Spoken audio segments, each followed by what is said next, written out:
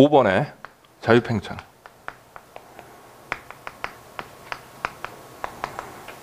자유팽창 역시 뭐라고 부르냐면 비가역적인 단열 과정이라고 부릅니다. 비가역적인 단열 과정. 가역적이라는 것은 조금 전에 약간의 변수를 통해서 직전하고 직후로 왔다 갔다 할 수 있다고 그랬는데 비가역적인 경우는 그렇게 되지 않는 거죠. 자, 그래서 어떤 경우냐?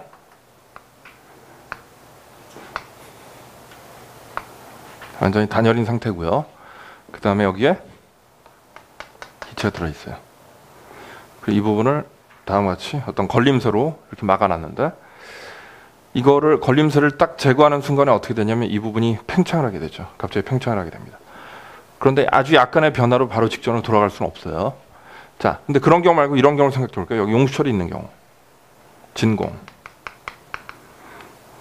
걸림쇠가 있었고요. 걸림쇠를 제거하게 되면 어떤 일이 벌어지냐면 이렇게 되겠죠.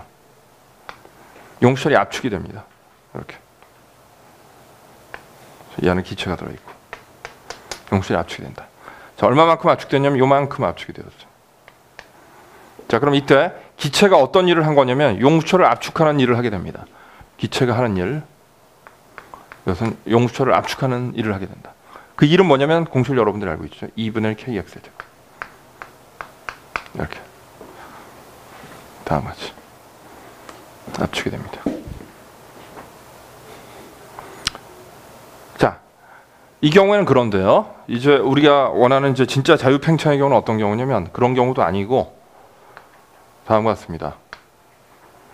이 바깥은 완전히 단열이 되어 있어요. 단열. 그리고 이 부분은 지금 기체가 들어있는 거죠. 기체. 여긴 진공. 자, 잘 봐주시면요. 바깥쪽은 완전히 단열이 되어 있기 때문에 열이 출입은 없고요.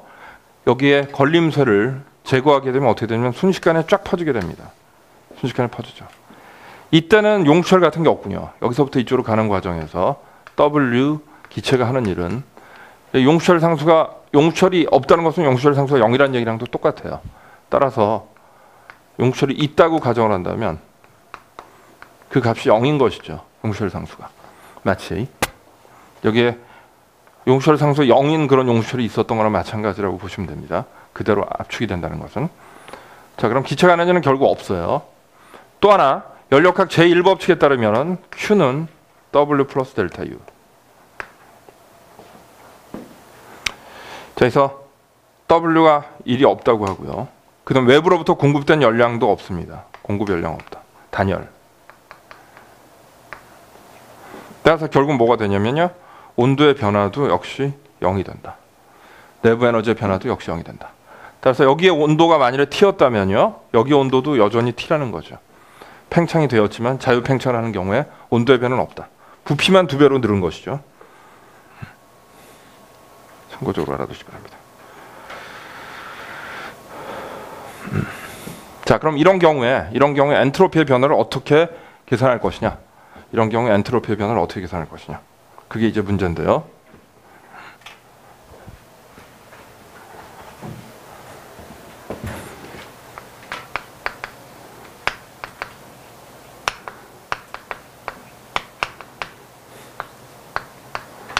엔트로피의 변화는 어떻게 생길 것이냐? 자유팽창에서 엔트로피의 변화는 어떻게 되는가? 자, 원래 엔트로피의 변화는 가역적인 경우에는요. 델타 S 가역적인 경우에 이렇게 됩니다. 이 식을 쓸 수가 있어요. T분의 dQ. 이 식은 오직 가역적인 경우에만 사용하는 식이에요. 그리고 또 한 가지 이게 첫 번째 얘기고요. 그 다음 두 번째 얘기는 뭐냐면요. 엔트로피는 상태함수이다. 엔트로피는 상태함수이다. 상태함수라는 건 어떤 거냐면요. 그 상태가 정해져 있으면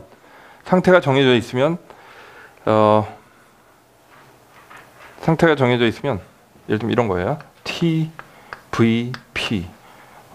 TVP가 상태를 정하는 그런 어떤 변수들인데 TVP에 의해서 그 값이 정해지는 값이에요. 그래서 예를 들면은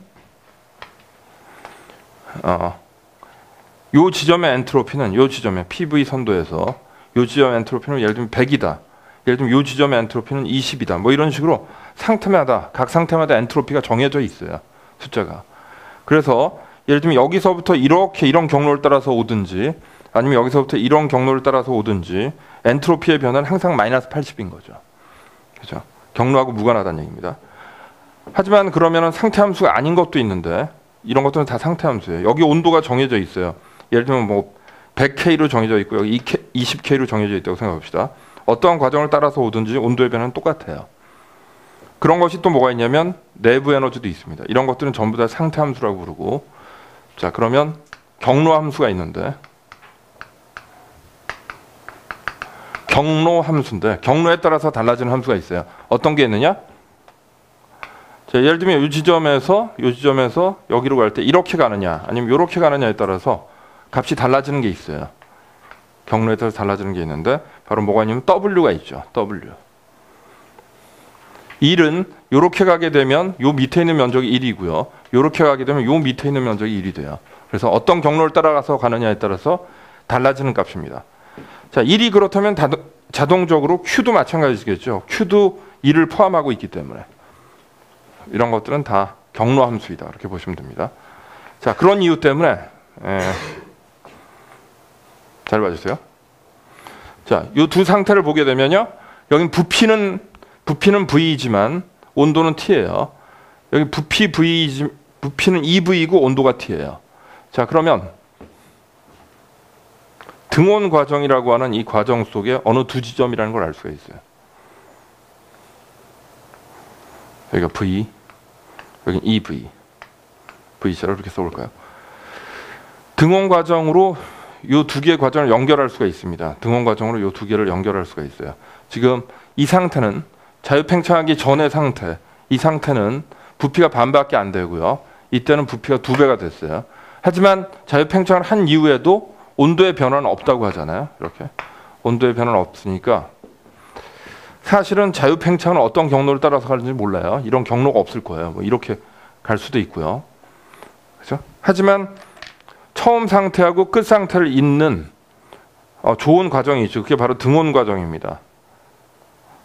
가역적인 등온 과정을 통해서 가나 아니면 자기 마음대로 가서 결국 이 상태에 도달하나 엔트로피의 변화는 결국 같다는 겁니다. 따라서 델타 S 자유팽창 장의 엔트로피의 변화나 델타 S 등온 과정의 엔트로피의 변화나 가역적인 등온 과정 같다는 것이죠. 그러면 이제 가역적인 등온 과정의 엔트로피의 변화를 그대로 갖다 써도 큰 문제가 없다는 거죠. 아까 우리 이미 계산했지만 NR 로그 V1분의 V2입니다. 이 경우에 한해서는 부피가 2배가 되었기 때문에 이 값이 몇이 되어야 되냐? 2가 되겠죠. 그래서 NR ln 2다. 엔트로피가 상태 함수이기 때문에 가능한 겁니다. 예를 들면 이게 예를 들면 이런 과정을 우리가 자유팽창이라고 해봅시다.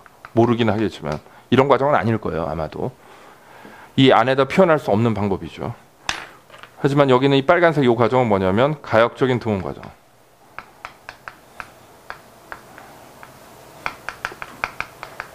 이렇게.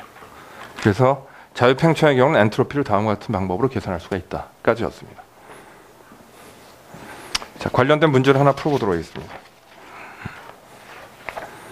자유팽창은 조금 이런 식으로 새로이 다뤄야 된다는 거 좀 기억을 해두시기 바랍니다. 어디냐면요.